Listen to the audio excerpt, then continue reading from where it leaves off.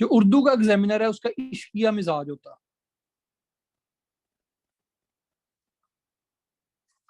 उर्दू के एग्जामिनर का मिजाज इश्किया होता है।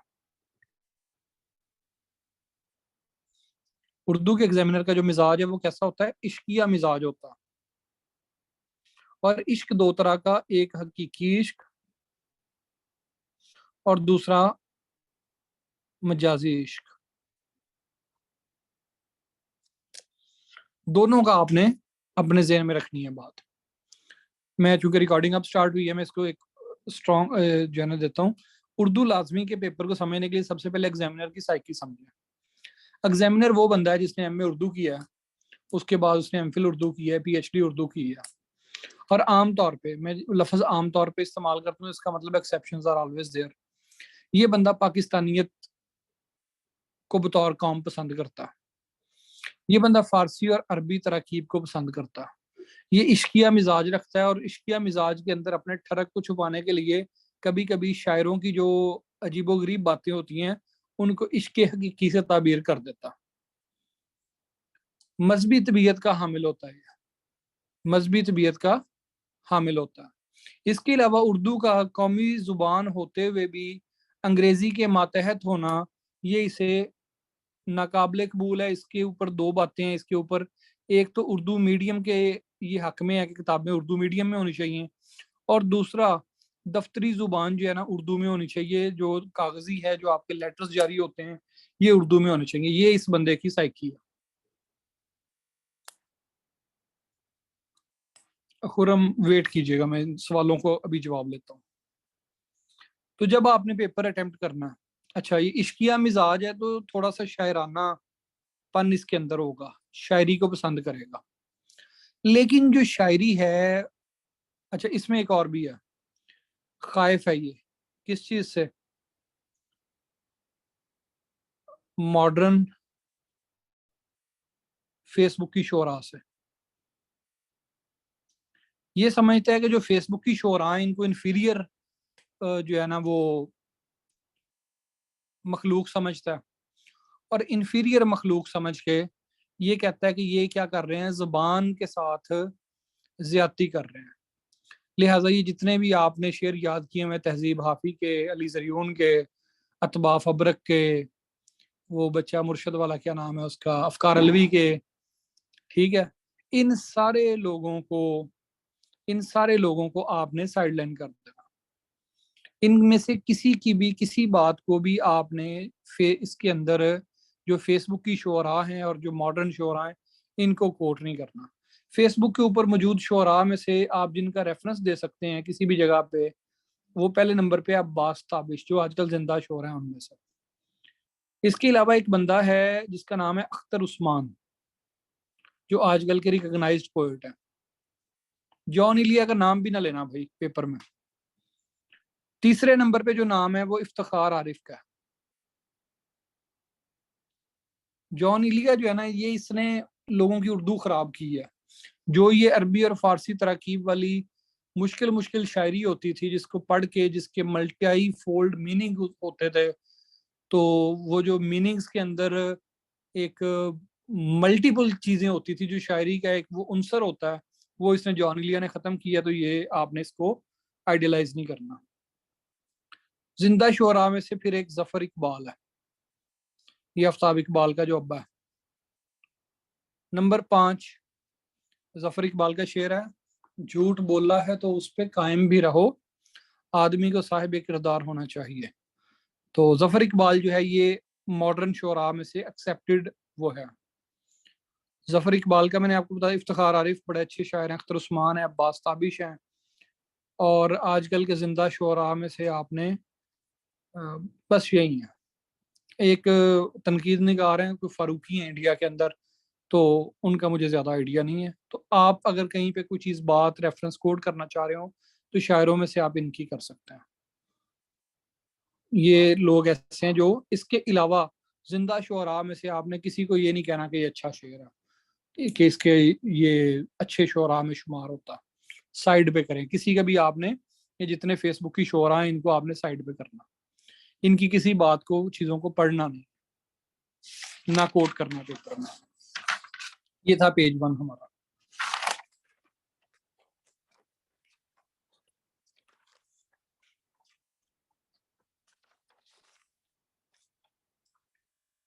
नंबर 2 पे आ गया। अब आए पेपर पैटर्न।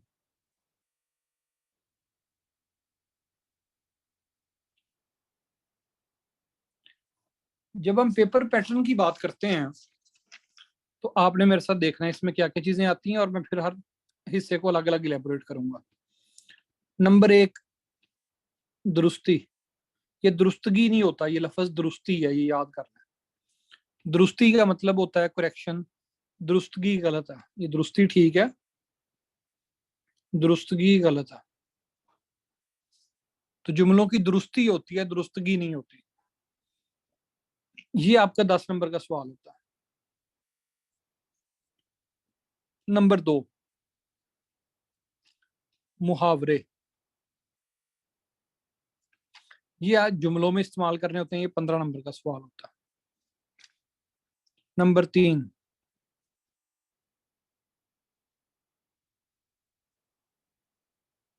खत या दरखास्त।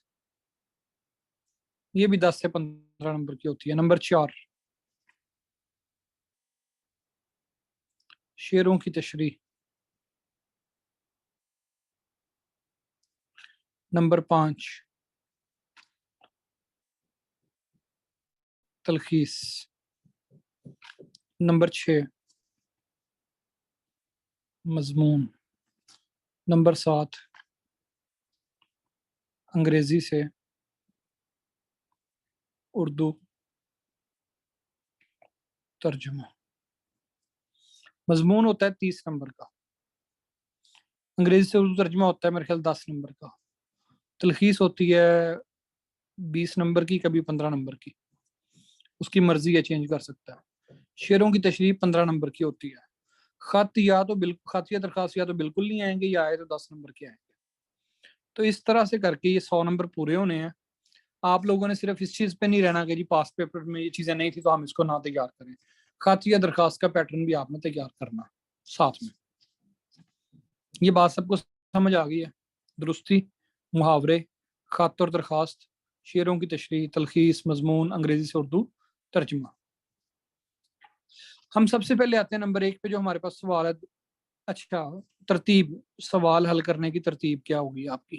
पेपर में जो मर्जी तरतीब हो, आपने सबसे पहले जो सवाल हल करना है नंबर 1 पे, वो आपने जुमलों की दुरुस्ती करनी है। दुरुस्ती जुमलों की सबसे पहले हम इसलिए करते हैं कि इस सवाल के अंदर आपको पूरे नंबर मिलने के चांसेस होते हैं।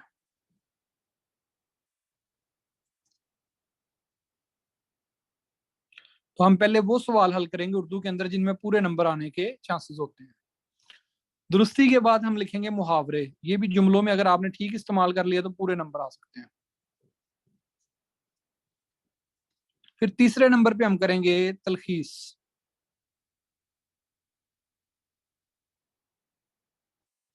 तलखीस वाला जो सवाल होता है ये सबसे इंपॉर्टेंट सवाल होता है। ये आपकी उर्दू लैंग्वेज की जो कंप्रीहेंशन है उस पर बात करेगा। नंबर 4 पे तर्जुमा। नंबर 5 पे शेरों की तशरीह।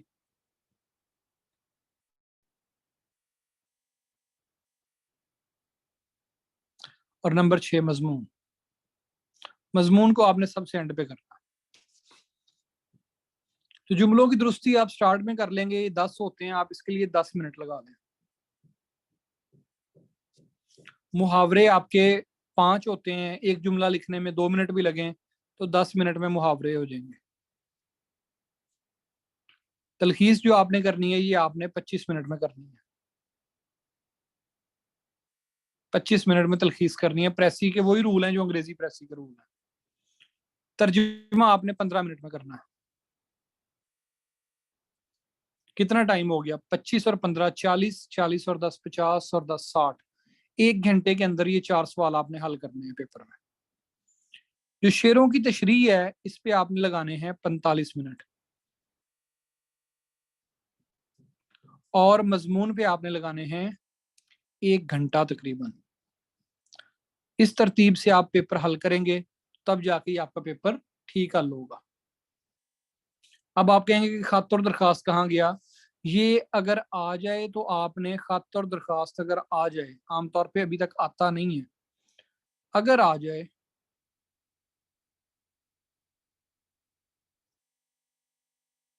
तो आपने 15 मिनट जो वैसे बचाए हैं और 10 मिनट मजमून में से निकालने हैं, तो कोई 20 मिनट में आपने ये हल करना।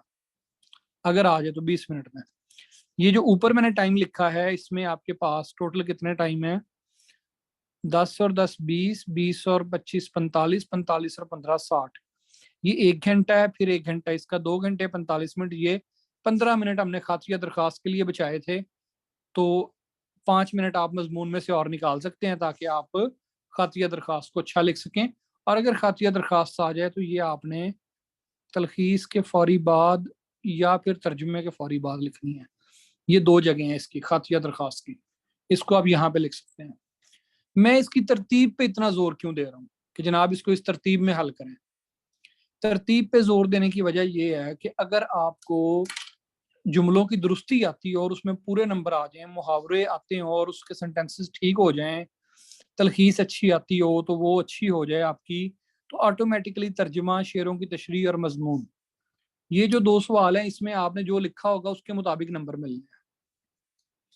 ये अगर आपकी ठीक होगी तो नंबर मिलने हैं, अदरवाइज नहीं मिलने। ये भी ठीक होगी तो नंबर मिलने हैं। ये जो चीजें हैं ये सबकी ठीक होनी है, शेरों की तशरीह भी और मजमून भी। लिहाजा ये बेसिकली शेरों की तशरीह और मजमून जो है इसके अंदर उसने आपको शेरों की तशरीह 15 नंबर की और ये उसने ओवरऑल 45 मार्क्स में से जज करना है। तो इसको मैं एंड पे इसलिए लेके जा रहा हूँ कि बाज़ का ऐसा होता है कि आप मजमून या तशरीह शुरू करते हैं तो वो आपका घंटा ले जाता है और उसके बाद फिर आपके पास बाकी सवालों के लिए जिनके कंक्रीट नंबर हैं उनके नंबर नहीं मिलते। तो ये तरतीब में वैसे ये पीडीएफ बना के ग्रुप में भेज दूंगा, ये जो मैंने लिखा है ना यहाँ पे, तो आप लोगों ने इसका करना है। अब मोटी मोटी चीजें आते हैं। सवाल नंबर 1,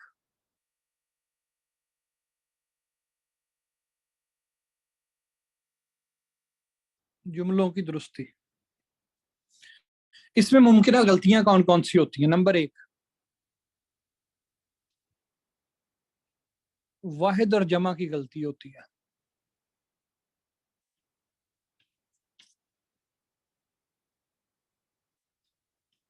मसलन एग्जाम्पल इसकी ये है, अवाम आ गई, अवाम आ गए।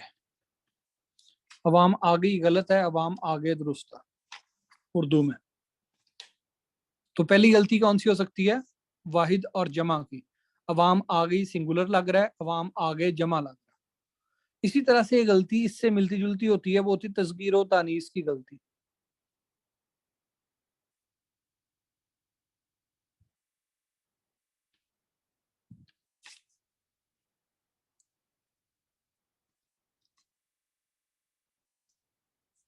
अवाम आ गई भी गलत है, अवाम आ गया भी गलत है, अवाम आ गए दुरुस्त है। तस्गीर और तनीस की गलती क्या होती है, मसलन कुछ अल्फाज होते हैं कि जो हम लोग अपनी जबान के अंदर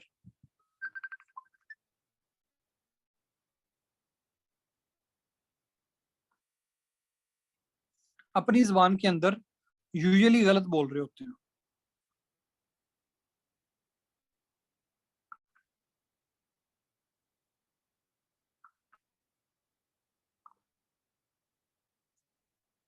मसलन देखो, 10 रुपए का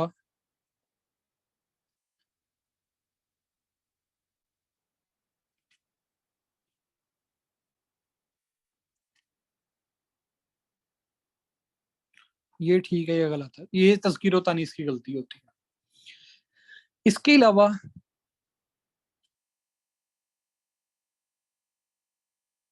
जमा की गलती,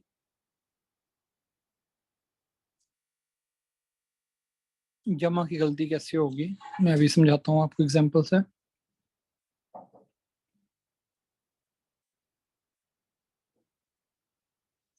इसको छोड़ दें, एग्जांपल में नहीं आ रही। नंबर 3,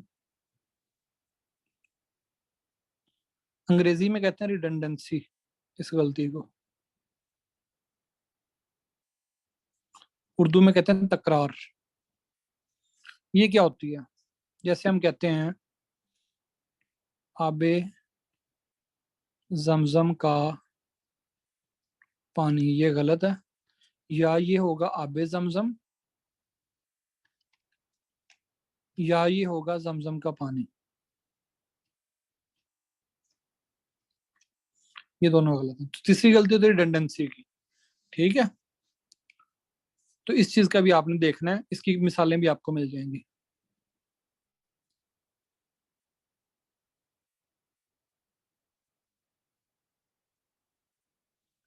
चौथी गलती होती है इमला की गलती। इमला की गलती क्या होती है? यस, फूलों का गुलदस्ता भी रिडंडेंसी की एग्जांपल है कि इसमें फूल भी है और गुलदस्ता भी है। फूल फूल और गुल एक ही चीज है। अगली होती है इमला की गलती।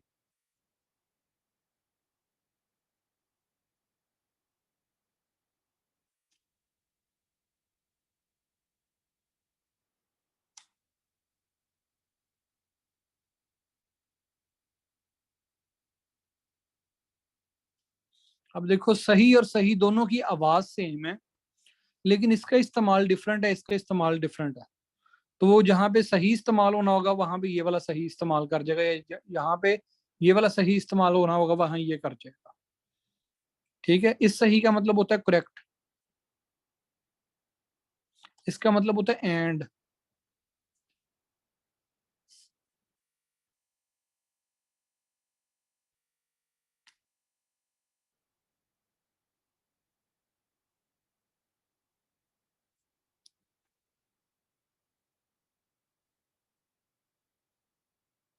आमतौर पे यही गलतियां होती हैं, और कोई दो चार हो तो आप देख लीजिएगा उसमें। कलीदे उर्दू में से कलीदे उर्दू ले लें, या कोई भी उर्दू की किताब ले लें जो CSS PMS के लिए हो, लेकिन उर्दू जनरल के लिए हो, PMS के लिए, तो वो आपने लेनी है। तो ये होती है। अब इसके अंदर आपने जब जुमले को दुरुस्त करना है, जुमले को ठीक करना है। अच्छा हाँ, एक और होती है गलती, वो होती है तरकीब की गलती।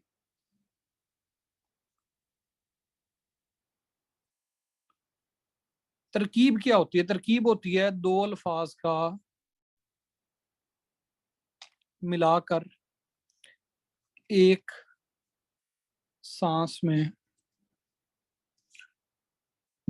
बोलना। जैसे आबो हवा, जैसे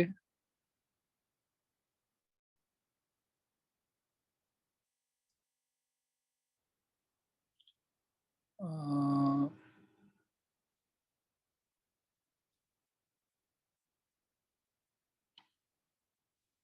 जैसे आदाब सुखन।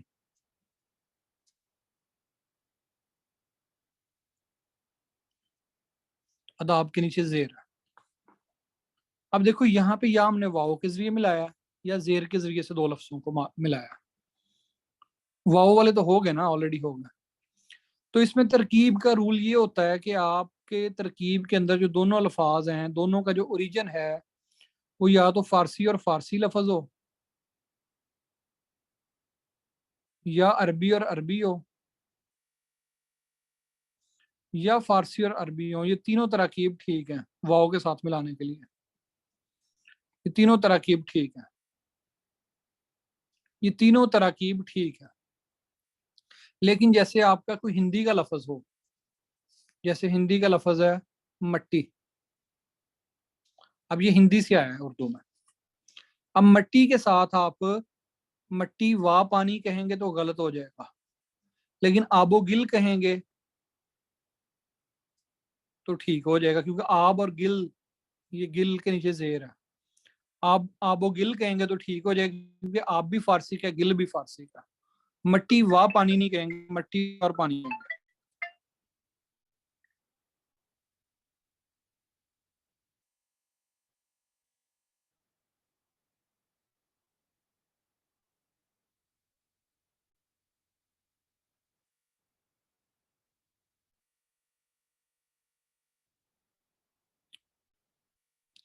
दिन ब दिन भी गलत है।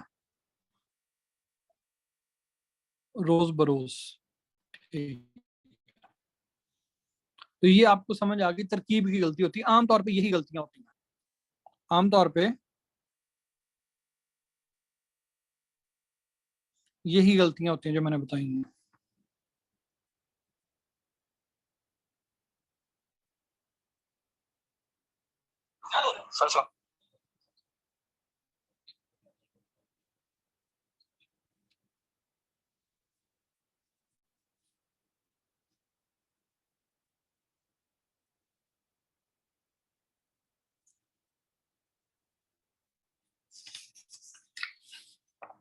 ठीक हो गया जी आपके पास, ये हो गया हमारा दुरुस्ती वाला सवाल। ये 10 नंबर के होते हैं, आमतौर पे यही गलतियां होती हैं, घूम फिर के यही आ रही होती हैं। तो आपको जब जुमला सामने आएगा पता चल जाएगा क्या गलती है।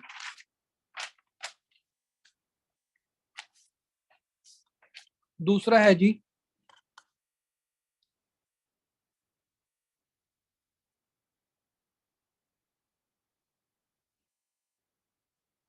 मुहावरे का जुमले में इस्तेमाल।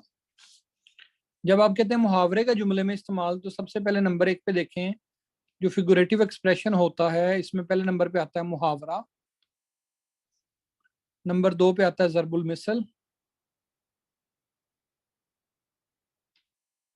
और नंबर 3 पे आता है रोजमर्रा। रोजमर्रा हमारे पेपर से रेलिवेंट नहीं है, मुझे भी इसका ज्यादा आइडिया नहीं है क्योंकि हमारे पेपर में कभी आया नहीं है, लेकिन फिगुरेटिव एक्सप्रेशन होता है ये भी। मुहावरे की निशानी ये है कि ये वर्ब होता है, इसके एंड पे नून अलिफ ना आता है। मुहावरे की निशानी क्या है? नून अलिफ ना आता है। जैसे पानी पानी होना, ये मुहावरा है।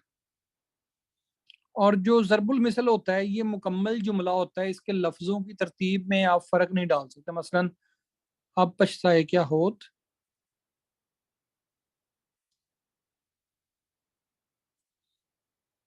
जब चिड़िया चुग गई खेत।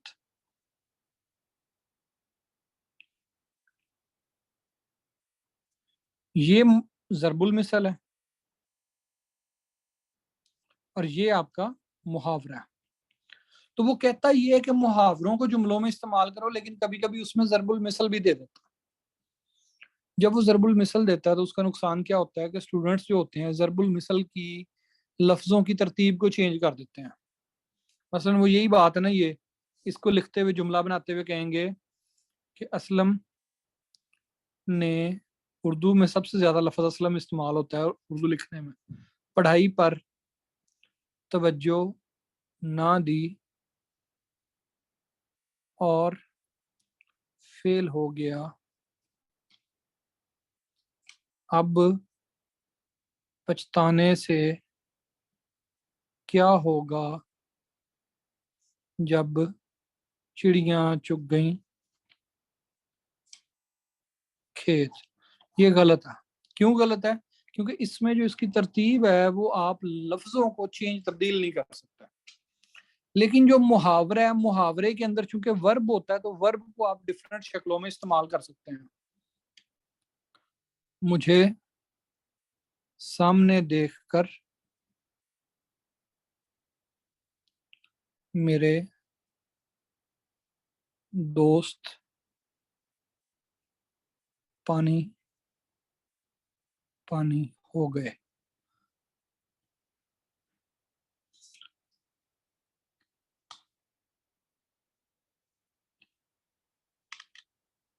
झूठ बोलने के बाद मुझे सामने देखकर मेरे दोस्त पानी पानी हो गए। अब ये ठीक है। ये क्यों ठीक है? क्योंकि इसमें हमने हो भी ठीक लिखा, ना जो होना था उसे हमने हो गए चेंज कर लिया, दैट्स एक्सेप्टेबल। ये बात सबको समझ आ गई है? तो मुहावरे में और ज़रबुल मिसल में ये फर्क होता है कि मुहावरे में चूंकि वर्ब होता है तो आप उस वर्ब को चेंज कर सकते हो, किसमें उसका टेंस चेंज कर सकते हो, क्योंकि उसके एंड पे नून अलिफ ना आ रहा है। ज़रबुल मिसल का जब आप जुमला बनाओगे तो उसमें आप जो ज़रबुल मिसल के अल्फाज हैं उनको एज सच इस्तेमाल करेंगे। जैसे ये जुमला अगर होता असलम ने पढ़ाई पर तवज्जो ना दी और फेल हो गया, इसे कहते हैं कि अब पछताए क्या होत जब चिड़ियां चुग गई खेत। आ जाओ राणा साहब। इसे कहते हैं अब पछताए क्या होत, जब चिड़ियां चुग गई खेत। ऊपर बैठ चुके। तो ये हमारे पास मुहावरों का और ज़रबुल इमसाल का फर्क है। इसमें आपने नंबर लूज नहीं करने, क्योंकि ये भी आपके 15 के 15 नंबर आ सकते हैं। और आम तौर पे अगर आपने इकलीद उर्दू पढ़ी हुई हो और सही से समझी हुई हो तो इसमें आपको मतलब आता होता है, और जुमला जो बनाना है वो इतना क्लियर होना चाहिए। अब देखो ये भी जुमला था, ये जो मैंने पहले लिखा था, मुझे सामने देखकर मेरे दोस्त पानी पानी हो गए, लेकिन इसमें समझ नहीं आ रही थी कि वो डर की वजह से पसीने से पानी पानी हो गए या वो खुशी की वजह से पानी पानी हो गए। लेकिन जब मैंने लिखा झूठ बोलने के बाद मुझे सामने देखकर मेरे दोस्त पानी पानी हो गए, तो अब इसके अंदर समझ आ रही है कि झूठ बोलने के बाद इंसान शर्मिंदा होता है जब कोई अगला बंदा सामने आ जाए। तो अब यहाँ से समझ आ रहा है कि पानी पानी होना का मतलब शर्मिंदा होना। तो आपका सेंटेंस पूरा सेल्फ सफिशिएंट होना चाहिए। जब मुहावरे में होगा तो वो इस तरह से डायरेक्ट आपने लफ्ज इस्तेमाल करने, और जब ज़रबुल मिसल वाला जुमला आएगा तो फिर आपने पहले आधी बात करनी है, और आधी बात करने के बाद आपने कहना है इसे कहते हैं अब पछताए क्या होत, जब चिड़ियां चुग गई खेत। असलम ने पढ़ाई पर तवज्जो ना दी और फेल हो गया, इसे कहते हैं कि अब पछताए क्या। असलम ने पढ़ाई पर तवज्जो ना दी, फेल हो गया और रोने लगा, लेकिन अब पछताए क्या होत, जब चिड़ियां चुग गई खेत। यानी सेंटेंस सेल्फ सफिशिएंट होना चाहिए कि बंदा जुमला पढ़े तो उसके अंदर जो मुहावरा है वो खुद उस जुमले को का मतलब बता रहा हो। ऐसा नहीं हो जैसे फॉर एग्जाम्पल बचपन में एक रट्टा लगवाया था हमें वोकेबलरी के लिए किसी ने कि जुमलों में इस्तेमाल करें। मसलन एक वर्ड आ गया कैकोफनी, कहते हैं जिसको जुमले में इस्तेमाल करो। मैंने इसका जुमला लिखा, I looked up meaning of cacophony in dictionary. अब ये सेंटेंस तो ठीक है, ग्रामेटिकली करेक्ट सेंटेंस है, I looked up meaning of cacophony in dictionary. But ये जुमला पेपर में नंबर नहीं देगा, इसलिए क्योंकि मैंने कैकोफनी को एक्सप्लेन ही नहीं किया। तो ऐसे यहाँ पे अगर आपने मुहावरे और ज़रबुल मिसल का जुमला बना दिया लेकिन उसको एक्सप्लेन नहीं किया और वो सेल्फ एक्सप्लेनेटरी ना हुआ, जैसे पेयर ऑफ वर्ड्स अंग्रेजी में होते हैं तो आपको, और इडियम्स होते हैं, ऐसे यहाँ पे भी आपको नंबर नहीं मिलने वाले। सो दूसरे सवाल के अंदर आपकी टेक्निक ठीक होनी चाहिए। नंबर बहुत दफा ऐसा होता है कि लोगों को मतलब पता होता है लेकिन वो उसको जुमले में मुनासिब अंदाज से इस्तेमाल ना करने की वजह से नंबर उनके लूज हो जाते हैं। तो ये दूसरा सवाल है 15 नंबर का, इसमें से 15 में से 15 नंबर आपने लेने हैं। इसमें कोई चांस नहीं है कि आप कहें कि जी मैं इस सवाल को में से मेरे 3 जो है ना वो ये 2 इडियम्स जो है वो गलत हो गए, ये कोई चांस नहीं है। You are supposed to get complete marks in. कलीदे उर्दू से कर लें काफी है, नहीं तो लेक्चरर गाइड से कर लें, दोनों ठीक है। ये सवाल आपने दोनों तैयार करने। तीसरे सवाल पे आ जाए।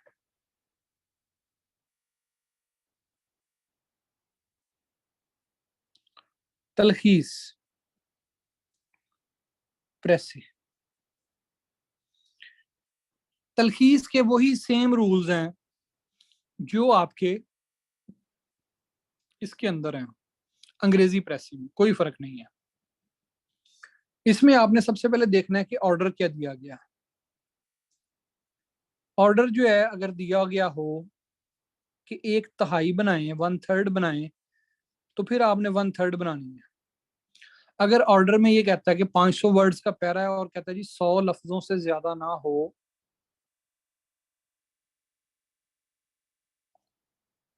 तो फिर आपने 100 लफ्जों की बनानी है। यानी आपने सबसे पहले प्रेसी के ऊपर, तलखीस के ऊपर ऑर्डर पढ़ना है कि उसने क्या दिया। अक्सर औकात ऐसा होता है कि 500 वर्ड्स का वो पैराग्राफ देके तो कहता है जी 100 वर्ड्स में इसकी प्रेसी करें, या 400 वर्ड्स का पैराग्राफ देख कहता है 100 वर्ड्स में प्रेसी करें। आप चूंकि ऊपर वाली वो लाइन पढ़ी नहीं होती, आप 133 वर्ड्स की बनाते हैं, वो आपको नंबर कम देगा, 20 में से 15 में से 3-4 नंबर दे देगा। लेकिन अगर आपने ये पढ़ा होगा कि उसने क्या ऊपर कहा है, आमतौर पर वो 1/3 कहता, तो तलखीस का ही है। तलखीस के रूल्स हर चीज सेम है, जो इंग्लिश प्रेसी के हैं, कोई डिफरेंस नहीं है।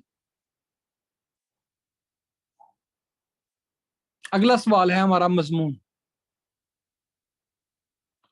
मजमून आना है 30 नंबर का। शेरों की तशरीह मैं कल करवाऊंगा, शायरों का तारुफ भी बताऊंगा, तशरीह भी कल करवाऊंगा। मजमून बच्चों 30 नंबर का।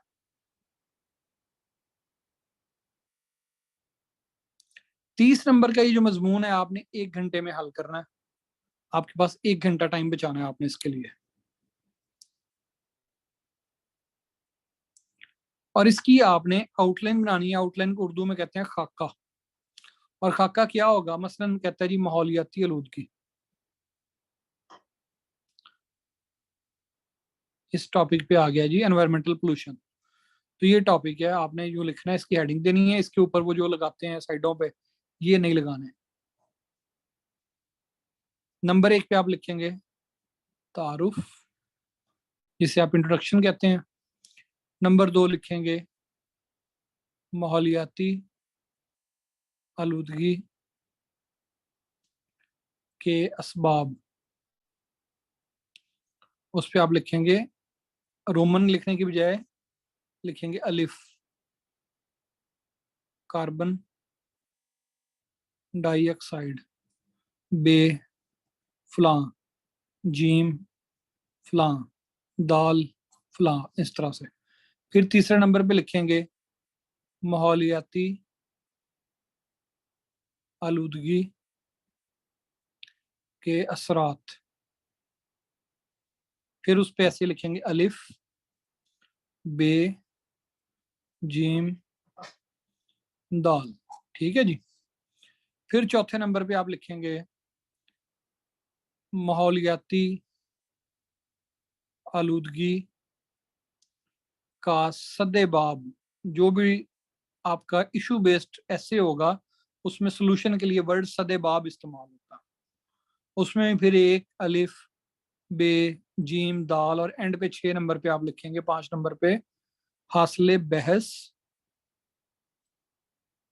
नतीजा, या फिर हासिले कलाम। हासिले बहस सबसे अच्छा लफ्ज है इसके लिए। ठीक है जी। ये है आपकी उर्दू। मैंने आपको उर्दू के 4 सवालों के बारे में बताया। Number 1 correction, number 2 idioms, number 3 precis, number 4 short ऐसे। इन 4 सवालों के अंदर आपके पास जो चीजें हैं वो होनी चाहिए। जैसे मैंने बताया, इसको ऐसे ही लेके चलना है आपने। राइटिंग अपनी ठीक करें। अच्छा, ऐसे के अंदर हेडिंग्स नहीं देनी है आपने। कितने पेजेस का लिखना है? 30 नंबर है तो 30 नंबर का मतलब ये है कम से कम 8 से 9 साइड्स होनी चाहिए। लिख देता हूं 8 से 9 सफहात, यानी 4 से 4.5 वर्क। वर्क और सफ़े में फर्क होता है। सफ़ा जो होता है वो साइड को कहते हैं, ये एक वर्क है और ये 2 साइड्स हैं। वर्क एक है, साइड्स 2 हैं। तो मैं साइड्स की बात कर रहा हूँ। यहाँ पे 8 से 9 साइड्स आपने लिखनी है। मैं आसानी के लिए यहाँ पे लिख देता हूँ साइड्स। 8 से 9 साइड्स लिखनी है। कितने में? 1 घंटे में। और उसके अंदर आपकी एक साइड जो है वो आउटलाइन पे चली जाएगी, बाकी जो 8 साइडें हैं उसके अंदर आपने ये लिखना है। पैराग्राफ वैसे ही बनाने हैं जैसे आपको इंग्लिश ऐसे में लिखना सिखाए हैं। जैसे कार्बन डाइऑक्साइड से माहौलियाती आलूदगी में इजाफा होता है, फुल स्टॉप। कार्बन डाइऑक्साइड के माखज फलां फलां फलां हैं, और जो उसके ऊपर एक पैराग्राफ लिखना है कोई आधे सफ़े का। फिर अगला लिखेंगे आप दूसरा, जो भी माहौलियाती आलूदगी का सबब है वो आप लिखेंगे। तीसरा उस पर जो सबब है वो लिखेंगे। कूड़ा क्रिकेट फेंकने से ये है। जब आप करेंगे माहौलियाती आलूदगी के सदैव, तो उसमें बताएंगे कि मजहब का जो है ना किरदार। तो उसमें आप बताएंगे कि इस्लाम ने कहा है कि अल-तहूर शत्रल ईमान, सफाई निसफ ईमान है, ईमान का हिस्सा है।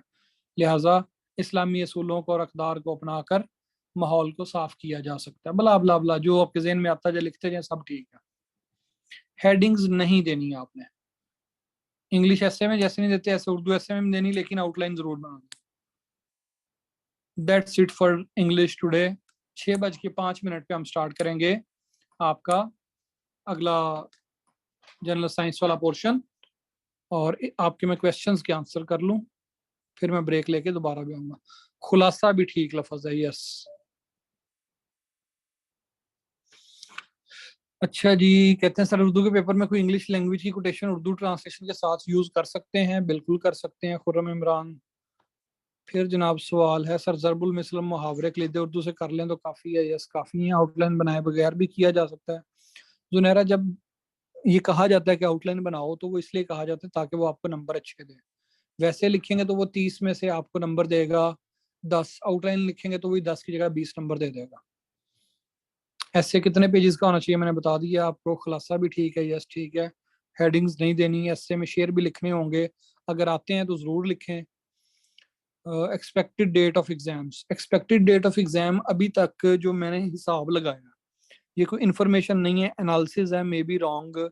तो आपके एग्जाम स्टार्ट होंगे जून के 27 तारीख के अराउंड ना, लेकिन ये मेरा एनालिसिस नहीं है, ये मेरी इंफॉर्मेशन नहीं है, एनालिसिस है। 27 जून से पहले आपके पेपर नहीं हो सकता है। पेपर 27 जून के फौरी बाद किसी भी टाइम हो सकते हैं। अब उसमें एक वीक आ रहा है जो जुलाई के छुट्टियों का वीक है।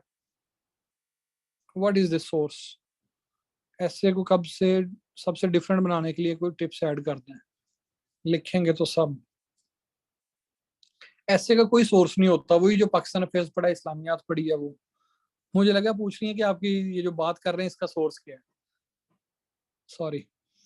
तो ये मेरा एनालिसिस है कि 27 जून से ऑनवर्ड आपके पेपर होंगे, but I am not clear, not sure, this is not an information, just a prediction. ठीक है।